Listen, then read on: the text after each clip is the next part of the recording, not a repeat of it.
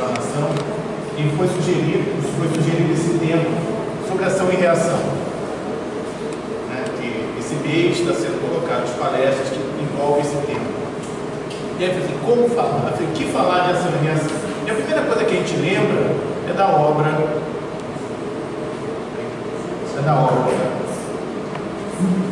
de Francisco Xavier, que foi ditada por André Luiz, que deve ser nome, ação e reação.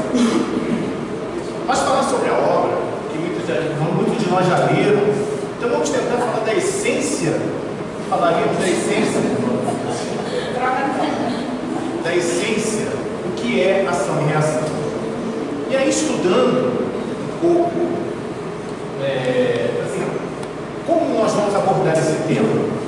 E aí Kardec me ajudou quando, no capítulo 1 do Evangelho segundo o Espiritismo, ele vai dizer para nós que a ciência e a religião são as duas alavancas da inteligência humana. Uma revela as leis do mundo material e a outra do mundo moral. Tendo, no entanto, essas leis o mesmo princípio que é Deus, não podem contradizer-se. Ora, se elas não podem contradizer-se, significa que ação e reação no nosso universo material, tem as mesmas características da ação e reação no mundo espiritual, no universo espiritual. Mas tem diferenças? Não tem diferenças. Mas por que o mundo espiritual é tão diferente, muitas vezes, do mundo material? Santo Agostinho nos ajuda nesse ponto, quando ele vai dizer que os milagres não acontecem em contradição com a natureza, mas apenas em contradição com o que conhecemos da natureza.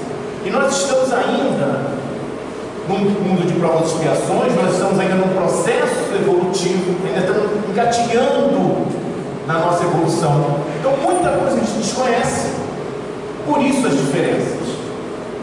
E para a gente aprofundar essa questão de ação e reação, nós vamos voltar ao nosso tempo de escola. Certas coisas que a gente falava assim, nunca mais eu vou ver isso na vida, e o espírita não pode dizer isso. E nós vamos acabar vendo isso de novo. Vamos falar um pouco deste homem. A imagem que está muito boa. Não sei se vocês conhecem. Conhece essa figura? Esse homem se chama Isaac Newton. Isaac Newton, para muitos cientistas, ele foi o maior gênio que viveu sobre a Terra. Ele foi astrônomo, filósofo, teólogo, físico, matemático. Ele é responsável pelas principais leis de movimento e da lei da gravitação universal, escritas numa época, em 1687, onde ele publica neste livro, que se chama Princípios Matemáticos da Filosofia Natural. Ele vai publicar, e esse livro é considerado a Bíblia dos cientistas, porque neste livro estão descritas a lei de gravitação e as leis da mecânica clássica, aquelas leis que nós estudamos na escola, que nós odiávamos, que tinha que decorar a fórmula. Foi sempre decorada de forma, a gente nunca entendia a lei direito, a gente só tinha que entender as fórmulas. E é interessante que quando Newton calculava, ele fazia todos os cálculos da questão de gravitação, ele conseguiu determinar a força gravitacional entre a Terra e a Lua, entre a Terra e o Sol, entre Marte e a Terra. Só que quando ele colocava mais de 2 planetas envolvidos, o cálculo ele não conseguia fazer, porque a matemática daquela época, nós estamos falando de 1687, a matemática não tinha muitos recursos. E no livro dele, nesse livro, no livro que é chamado Princípia, ele vai nos dar a seguinte frase: a maravilhosa disposição e harmonia do universo só pode ter tido origem segundo o plano de um ser que tudo sabe e tudo pode. Isso fica sendo a minha última e mais elevada descoberta. Então ele admitia que não era possível astros e planetas, se ele tivesse o dedo de um ser inteligente. E ele dizia: eu não tenho essa capacidade ainda de entender. E nós vamos vendo que hoje nós conseguimos determinar, através de cálculos matemáticos, a posição de astros e planetas. Nós conseguimos determinar quando o cometa volta. Então nós avançamos na questão matemática, na questão de astronomia, enfim, de toda a ciência. E nós vemos que a questão espiritual, ela não está longe, não foge a todo esse conhecimento que nós temos. Além da lei de gravitação universal, Newton nos deixou 3 leis, que são as leis de movimento. E a primeira lei é essa aqui: todo corpo continua em seu estado de repouso ou de movimento uniforme, em uma linha reta, a menos que seja forçado a mudar aquele estado por forças aplicadas, e é o que nós chamamos de princípio da inércia. O que é inércia? Inércia, usando a definição de Newton, ela pode ser traduzida como estagnação ou rotina. E Jesus vai falar sobre esta lei quando, em Mateus, ele vai dizer uma frase extremamente perturbadora, e que muitos dizem que essa frase não foi dita por Jesus, tão grave que ela coloca. Jesus vai dizer assim: não penseis que vim trazer paz à terra. Não vim trazer a paz, mas a espada. E muitos pensam com esta frase que Jesus incentivava a questão da violência. Emmanuel, entendendo e nos explicando esta passagem, ele vai dizer que ter paz para Jesus é ter garantias exteriores para que o corpo vegete sem cuidados, apodrecendo na ociosidade e se ausentando dos movimentos da vida. Então Jesus, com esta frase, ele vai nos convidar para a luta regeneradora que nós precisamos. E a espada é o conhecimento interior, é o conhecimento de cada um, é o que temos lá dentro. E a revelação divina vai nos ajudar neste processo. Então o homem começa a batalha do seu aperfeiçoamento com essa espada, que é o que Emmanuel vai chamar de um bom combate. Então, quando nós procuramos nos transformar, nós estamos realizando esse bom combate. E Emmanuel continua dizendo que buscar a mentirosa paz da ociosidade é desviar-se da luz, fugindo da vida e precipitando-se na morte. E numa das parábolas que foi colocada em Lucas, capítulo 12, quando Jesus vai falar daquele homem que tinha diversos celeiros e que a produção não caberia naqueles celeiros, ele diz para si mesmo: que farei? Derrubarei aqueles celeiros e construirei maiores, e tirei a minha alma. Tens depósito de bens para muitos anos. Descansa, come, bebe. Mas Deus diz: insensato, esta noite pedirão a tua alma. E o que tens preparado? Para quem será? Assim é aquele que junta para si tesouros e não é rico para com Deus. Então esse é o grande convite e a grande explicação desta lei para todos nós, né? Esta é a inércia. Esta é um dos grandes males que nós temos. E o que nos tira dessa inércia? Como diz ali, forças aplicadas sobre nós. De que forças estamos falando? Do sofrimento. Situações que vão nos tirar dessa zona de conforto.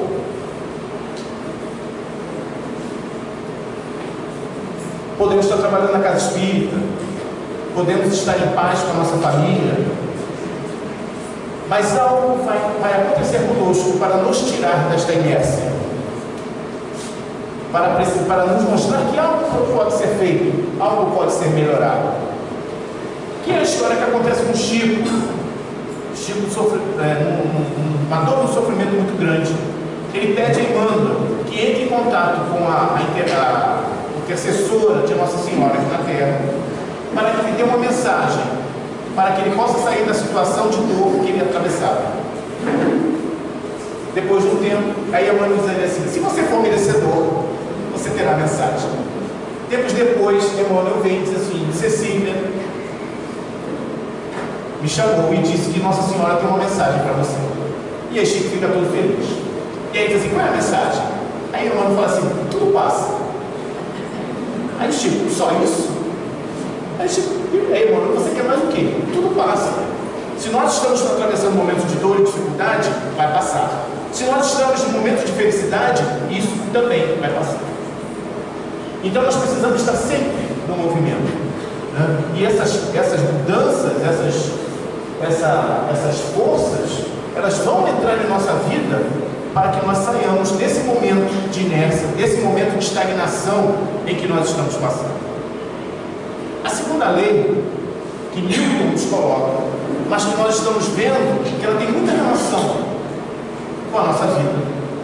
A mudança de movimento é proporcional à força motora imprimida e é produzida na direção em linha reta na qual aquela força é aplicada. Esse é o princípio fundamental da dinâmica. Intensidade da força aplicada sobre nós varia de alma para alma, e a mesma vem na intensidade necessária para a nossa modificação. Então, se eu estou numa determinada trajetória, eu vou receber uma sacudida. Se eu estou na inércia, uma força vai me tirar. Mas qual o tamanho dessa força? Para mim pode ter uma intensidade, para outra pessoa, Andréia, vai ter uma força, vai ter uma intensidade diferente. Cada um de nós vai ter o que é necessário para essa transformação. Existe um equipamento no avião que é chamado piloto automático. O que é o piloto automático? O comandante estabelece para ele a rota que ele deve seguir. E quando ele liga aquele piloto automático, esse sistema ele vai manter o avião naquela rota determinada. Só que no meio do caminho podem haver ventos que vão tender a tirar o avião da rota. Então o que o piloto automático faz? Ele vai ajustar a velocidade, inclinação, para que ele compense aquele vento e volte para a sua rota. Nós temos um piloto automático. Qual é o nosso piloto automático? O Evangelho. O Evangelho é o piloto automático que vai nos manter na rota, que vai nos levar à felicidade.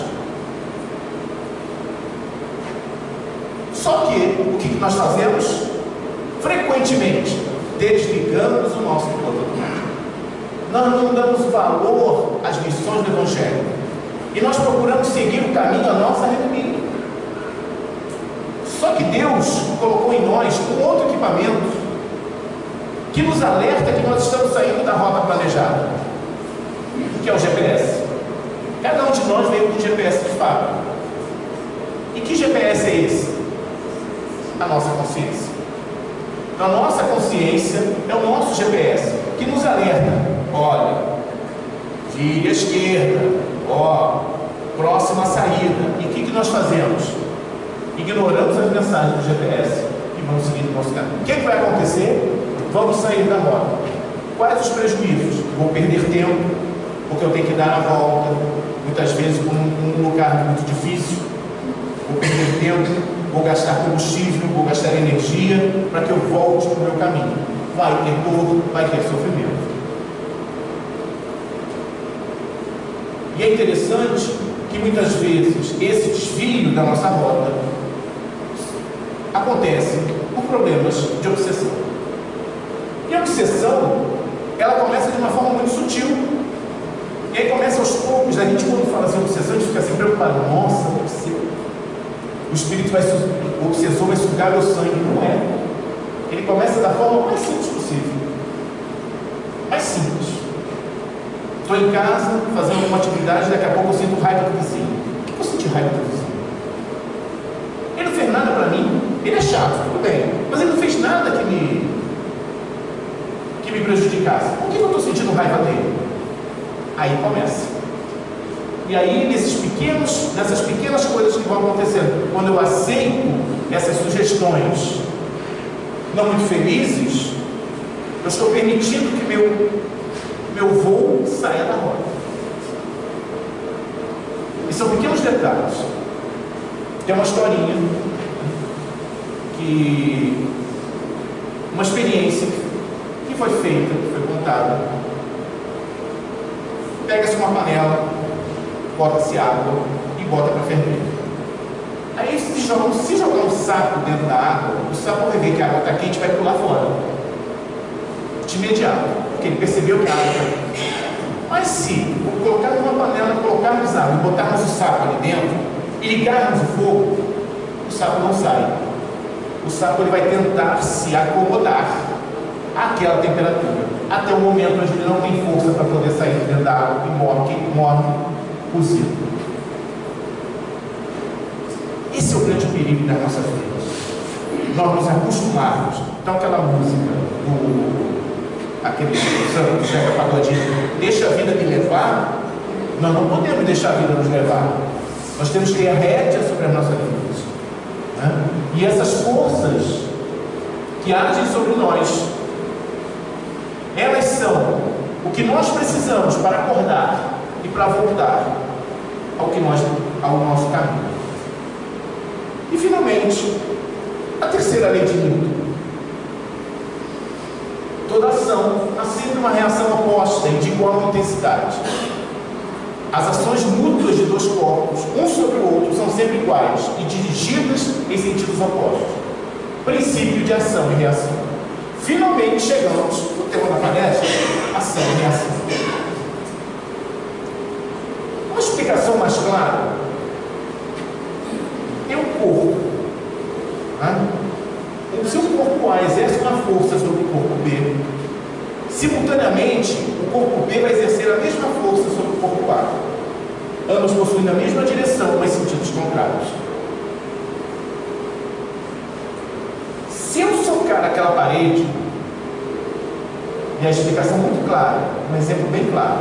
Se eu socar aquela parede, eu vou imprimir aquela parede uma determinada força sobre ela. A parede vai receber esta força e vai devolvê-la na mesma intensidade para a minha mão. O que vai acontecer? Com uma parede mais forte, eu vou quebrar os dedos. Ação e reação. Puro e simples exercício de ação e reação. Mas o que nos cabe não é perguntar por que eu quebrei os dedos. Né? Isso a gente já sabe. Está ali, o princípio está ali. Mas a questão é, por que eu soquei a parede? Final de campeonato. Meu time precisa de uma vitória para ser campeão. O jogo está 0-0. É o jogo que vai para aqueles minutos finais, que o juiz dá de acréscimo, e aí o desespero, porque o time não sai, fica naquele 0-0. Aí faltando 1 minuto para acabar o jogo, pênalti para o meu time. E quem vai bater é o jogador que nunca perdeu pênalti na vida. Então você diz, tranquilo, é nosso. E aí o jogador perde. Aí naquele momento de raiva, coitada da parede, vou socar, coitado do meu dedo. Comprei um móvel, aquele móvel ultramoderno que a mulher queria. Aí nós compramos. E aí a pessoa da loja diz, olha, eu cobro R$100 para montar um móvel. Aí você fala, que? Aí homem, né? Homem, R$100 é muito caro. Com R$100 eu compro não sei quantos engadados de cerveja. Então eu vou montar o móvel. E aí você descobre que não é tão fácil quanto parece. Tem um monte de peça, tem um monte de coisa. E a mulher fica assim, aquele incentivo que a mulher sempre dá, né? Eu falei que era para você ter contratado. Olha aí, se fosse o cara já tinha montado, e você ainda está aí, e não sei o que, começa. Aí o que acontece? Você quebra a peça. E aí ela fala assim, aí aquele incentivo, né? Eu falei para você, falei, e agora? Vai ser uma fortuna para consertar, não sei o que. E aí você, na raiva, joga a parede. Eu trabalho numa empresa há 15 anos. 15 anos fazendo aquele serviço. E aí, o meu chefe se aposenta. Aí eu falei assim, não tem ninguém mais antigo na empresa que eu, então eu vou ser o próximo chefe. E aí eu fico naquela expectativa. Aí, um dia lá, o cara falou, pô, você está sabendo a novidade? O quê? O Chiquinho, filho do Chicão, é o novo chefe do setor. E aí eu fui, mais uma vez, quebrando Deus. Todos esses momentos que nós falamos, são momentos onde houve um lapso de razão. Se nós analisarmos friamente, não havia razão para o descontrole. Como nos diz o enunciado da lei, a reação é de igual intensidade.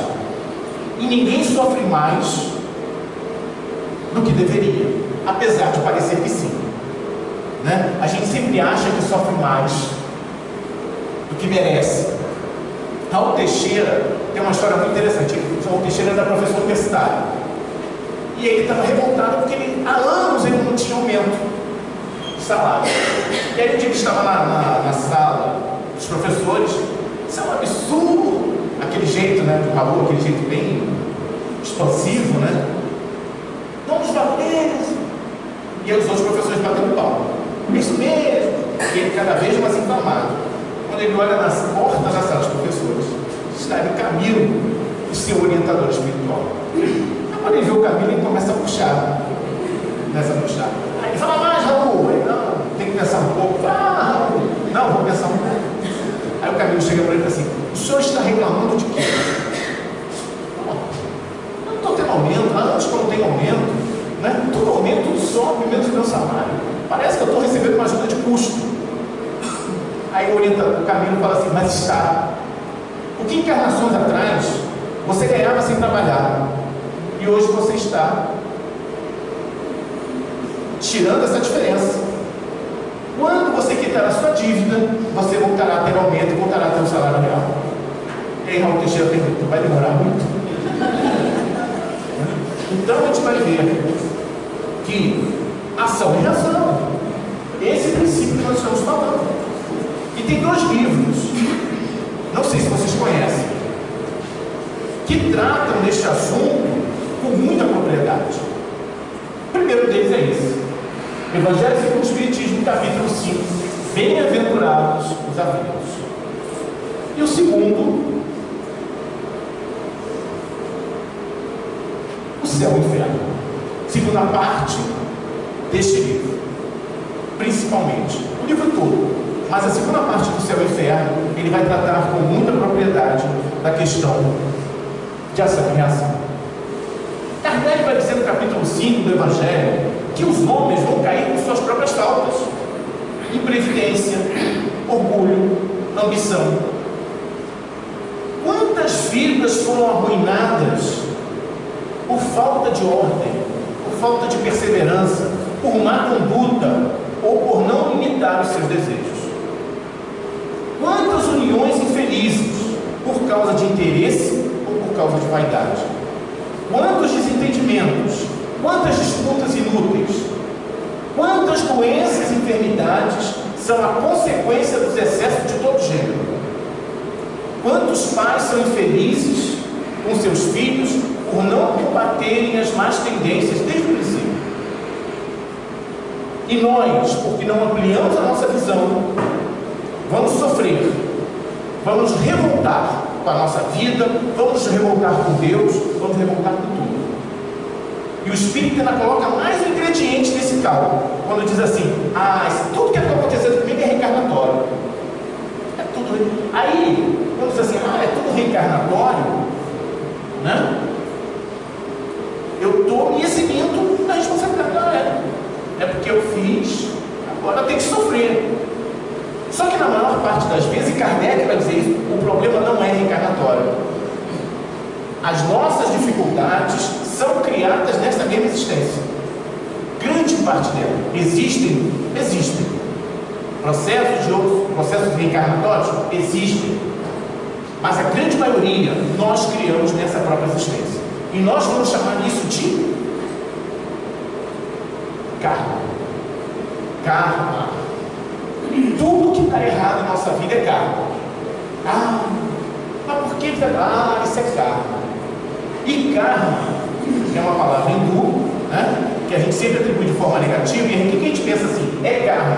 E a gente atribui karma à vontade de Deus. Se é a vontade de Deus, eu sempre choro. O que eu vou fazer contra Deus? É a vontade dele. Eu não posso fazer nada. Eu não posso agir contra a vontade de Deus, porque nós achamos que karma é vontade de Deus. E sempre atribuímos o karma a uma questão, um posicionamento negativo. Então, karma é sempre coisa ruim. Você fala assim: quem que dá seu filho? É meu karma. Né? Ou o marido, ou a esposa, enfim. É sempre assim: é meu karma. Eu estou sofrendo, mas ele é meu karma. É a vontade de Deus. Deus quis que eu casasse com ele, com ela. Deus quis que aquela criança fosse meu filho. É karma. Tá? Interessante que Kardec não usa essa palavra em momento nenhum da codificação. Por que ele não usa? Se karma é uma coisa tão comum, por que Kardec não usou a palavra karma na codificação? O que significa karma? Se nós olharmos o significado de karma, o que ele significa? Alguém está surpreso? Não deveria. Karma é ação e reação. Ou seja, tudo aquilo que eu fizer vai retornar para mim, de alguma forma. Kardec vai dizer no capítulo 9, Kardec não, o Espírito Protetor, em sua mensagem, vai dizer que o orgulho nos leva a nos julgarmos mais do que somos. E não aceitamos uma comparação com o outro, que vai nos rebaixar. Eu me considero acima dos meus irmãos. E qualquer comparação que eu faça com o outro me irrita. E o que acontece? Nos encolerizamos. E não foi porque meu time perdeu que eu soquei a parede. Foi porque na segunda-feira, quando eu chegar no trabalho, vou cantar a musiquinha para mim, ou ouvir-se de novo. Não foi porque eu quebrei o móvel, né? Porque eu não aguento a mulher ficar me ouvindo 2 meses reclamando que quebrou. Porque eu sei que eu vou ficar 2 meses ouvindo, 2 meses, 1 ano, 2 anos, ouvindo, sempre quando aparecer a oportunidade, lembra do móvel. Não foi por causa de nepotismo. Porque os outros vão dizer incompetente que não conseguiram nem, porque o Chiquinho, mesmo sendo filho do Chicão, que é o diretor da empresa, ele é mais competente do que eu. Então percebe que não é bem assim que funciona? E por que isso acontece conosco ainda? Por que eu ainda tomo decisões impensadas, impulsivas, e depois eu me arrependo? Que eu vou ficar 2 meses com a mão engessada, porque eu quebrei todos os dedos sobre a parede. Kardec vai dizer no capítulo 5 que todos os que têm o coração ferido pelas decepções da vida interroguem friamente a sua consciência, analisem a fonte dos males que os afligem e verão se na maioria das vezes não dirão: se eu tivesse feito ou não tivesse feito tal coisa, eu não estaria nessa situação. O homem é artífice dos seus próprios infortúnios. Que frase! Eu tinha que ter colocado isso no slide para a gente ficar mentalizado. O homem é artífice dos seus próprios infortúnios. Então, se eu quebro a cara, eu sou responsável. Não importa. Mas, em vez de reconhecer essa verdade, o que nós fazemos? É mais simples e menos humilhante acusar o destino, a providência, sendo que o meu azar é minha negligência. Se eu sou azarado, não é porque eu sou azarado porque Deus quis que eu fosse azarado. A culpa é minha, é resultado das minhas ações. E isso se chama desculpismo. Eu coloco no outro a responsabilidade. Então a gente ouve sempre aquela frase, assim, por que você traiu? Aí você, a carne é fraca. Não existe essa coisa de carne é fraca. Não existe isso. Sou eu. Né? E ação e reação é parte de um todo. É a parte que nós não podemos controlar. Porque se eu fiz, vou ter a resposta. Não tem jeito, é lei. É lei divina. Eu não posso burlar a lei divina. Eu não posso entrar num carro e estar 100 por hora e passar num radar de 60 e não ser multado. Eu vou ser multado. Se estiver funcionando, eu vou ser multado. Não tem como eu passar 100 e não ser multado. Não tem. Isso é impossível. Mas o que eu posso fazer para não ser multado? Passa 60. Então a ação, o início da ação eu consigo controlar, mas a lei eu não consigo. E a reação tem a mesma intensidade da ação. Isso eu não posso mudar. Mas o que eu posso mudar? E aí vamos trazer Jung, que é psicanalista, um dos grandes gênios da psicanálise. Ele é contemporâneo, ele é posterior a Sigmund Freud, que vai trazer essa frase para a gente: até que você torne o inconsciente inconsciente, o inconsciente irá direcionar a sua vida e você irá chamá-lo de destino. E o que é o inconsciente? É tudo que nós trazemos, é toda a nossa bagagem espiritual que nós ainda não conseguimos resolver.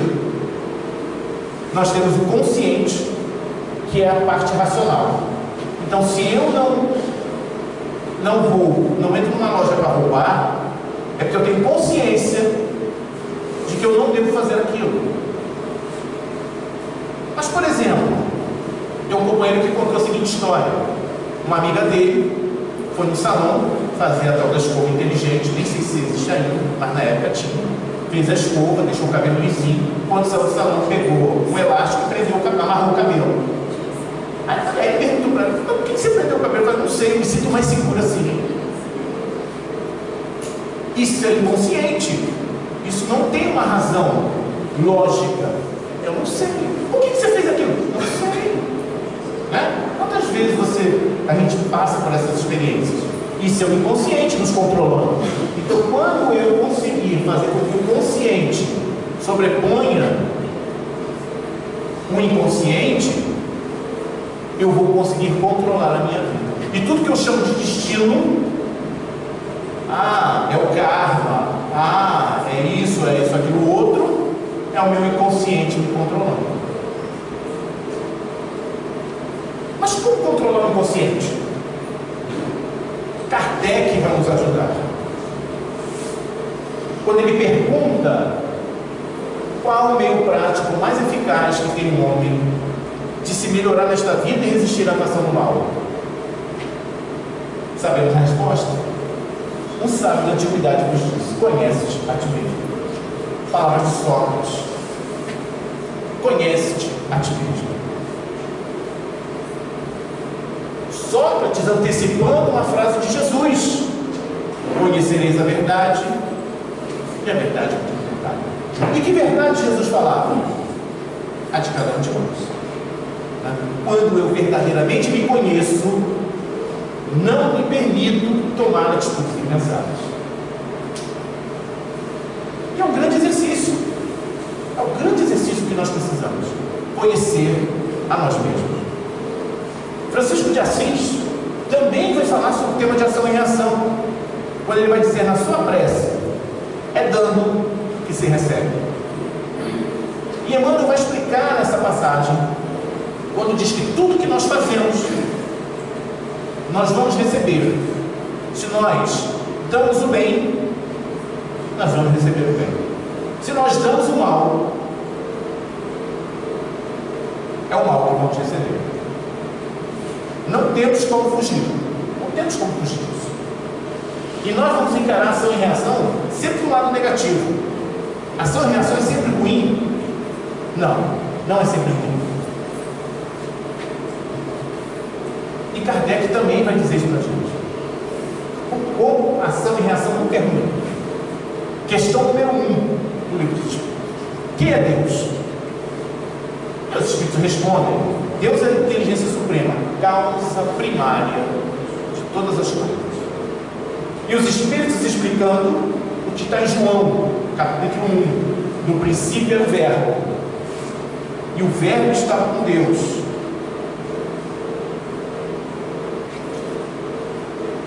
E o Verbo era Deus. E também Gênesis, quando disse Deus, e disse Deus, haja luz, e houve luz. E o Verbo indicando movimento, indicando ação. Em Salmos, eu disse: vós sois deuses e filhos do Altíssimo, todos vós.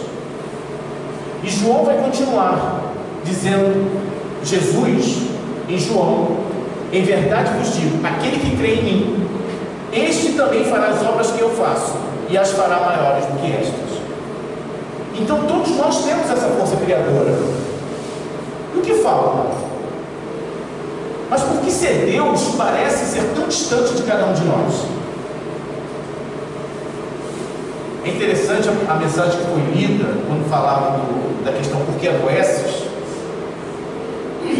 Há um livro muito interessante chamado Médico Jesus, do Dr. José Carlos de Luca.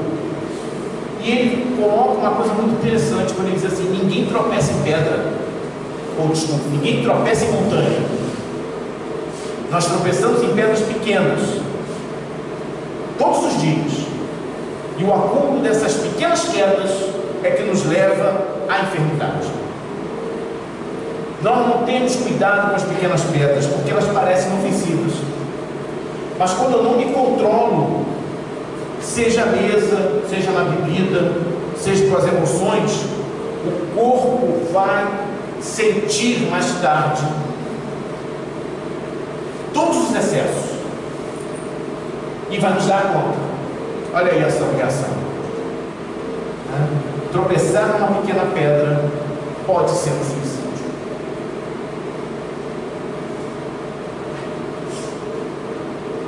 Uma outra questão, mas é tão complicado, me reformar, me modificar, é tão difícil.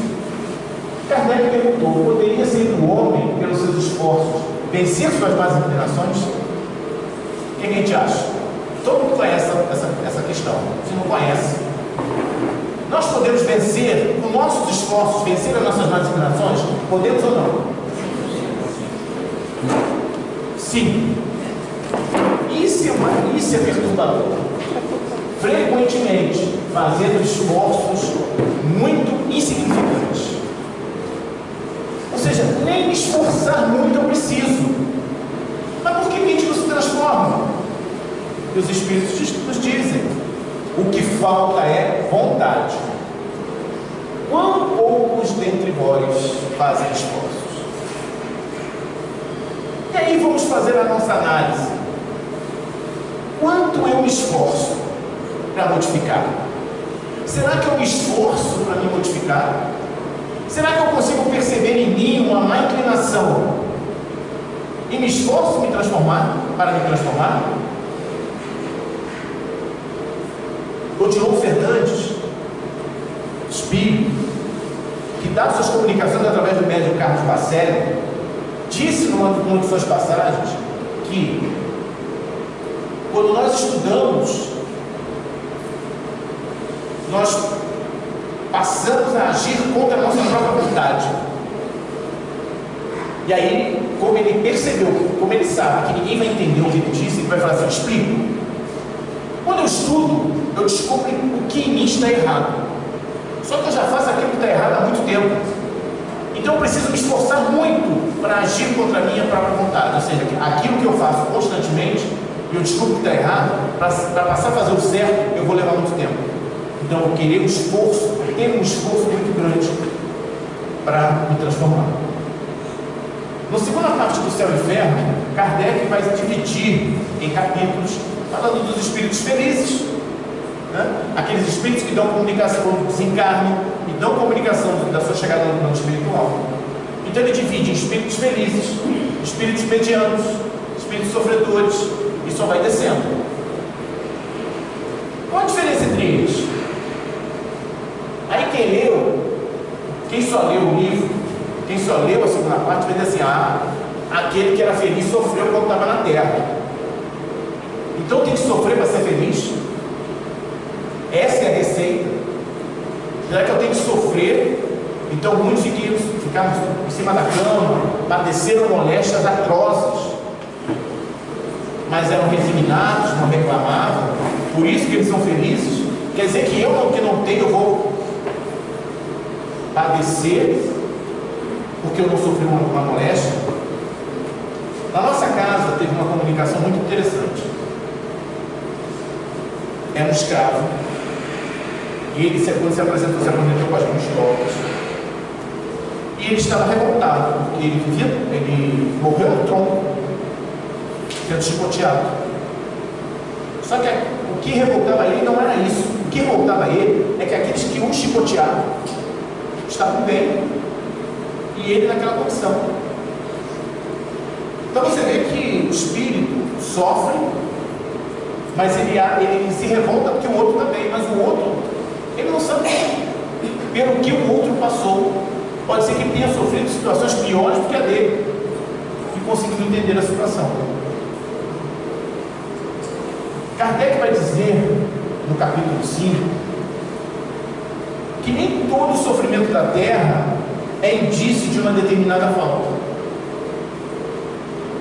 O que ele quis dizer? Que não é porque sofrendo, se eu tenho uma determinada doença, porque você fez tal coisa no passado. Nem sempre é assim. São provas escolhidas pelo Espírito para concluir sua evolução e acelerar seu progresso. Então, nós passamos por aquilo que nós escolhemos. Só que nós, segundo o Manuel Filomeno, nós podemos dificultar o nosso caminho. Nós podemos dificultar a nossa caminhada quando eu não aceito aquilo que eu estou passando. Porque quando eu não aceito, só que aquilo que eu estou passando, a responsabilidade é única e exclusivamente minha. Eu fui o artífice dessas escolhas. Para a gente encerrar, vou contar uma historinha real. Uma companheira que teve na GEAF, e ela contou a seguinte história. Quando ela estava na sua adolescência, 16 anos, era católica, e o grupo dela fazia visitas a asilos. E eles ficaram num asilo, uma casa de repouso,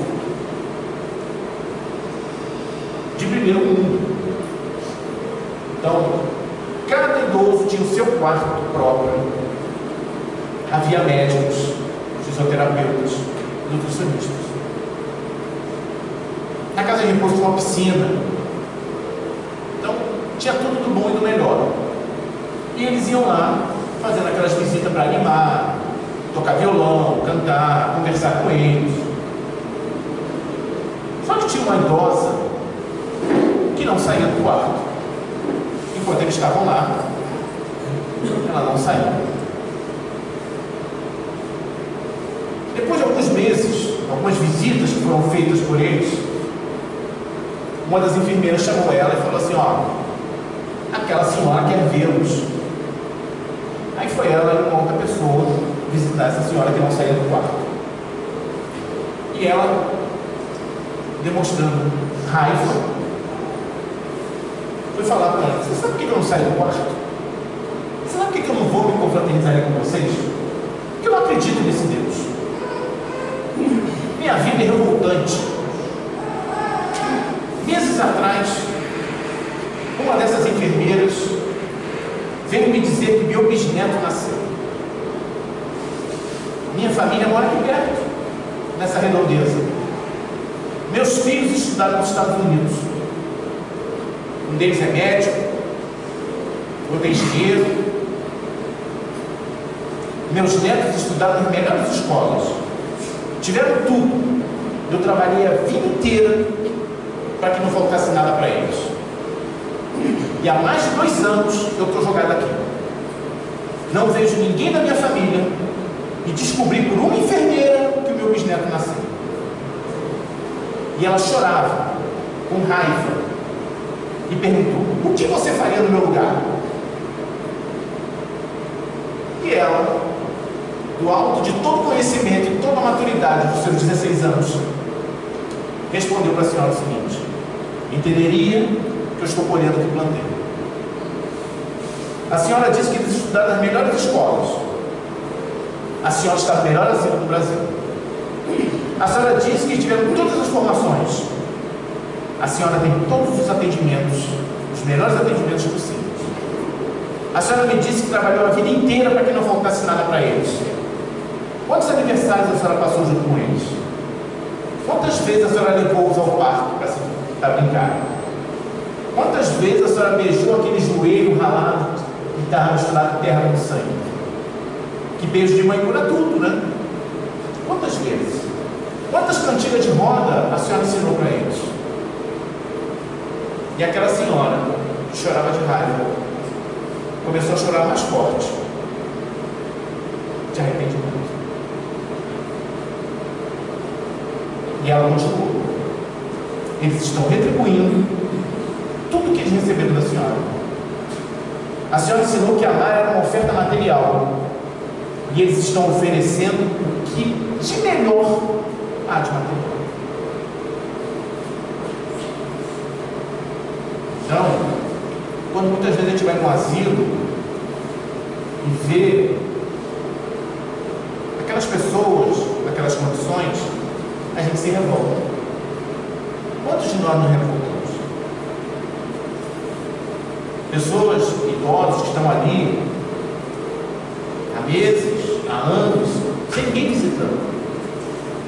E aí precisa dos grupos espíritas, evangélicos, católicos, vão dar alguma alegria àquelas pessoas.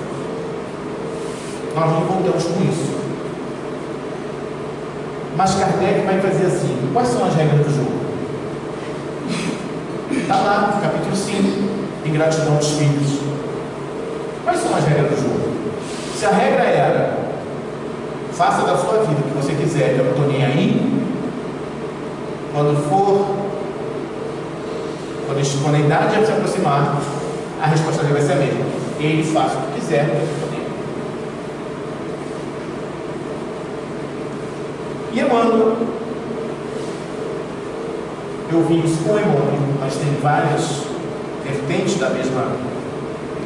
Vai nos deixar uma frase para a gente fechar a questão de ação e reação.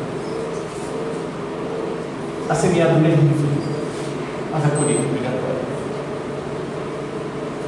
Se eu plantei rosas, vou colher rosas. Se eu plantei espinhos, eu não vou colher rosas. E fechando, um conselho, né? Ou uma orientação: quando seu filho não te obedecer e ele quebrar a cara por alguma razão, não diga: está vendo? Deus castigou. Não diga isso. Diga assim: está vendo? Aí está a comprovação científica da terceira lei divina. Que Jesus possa nos amparar, nos abençoar hoje e sempre.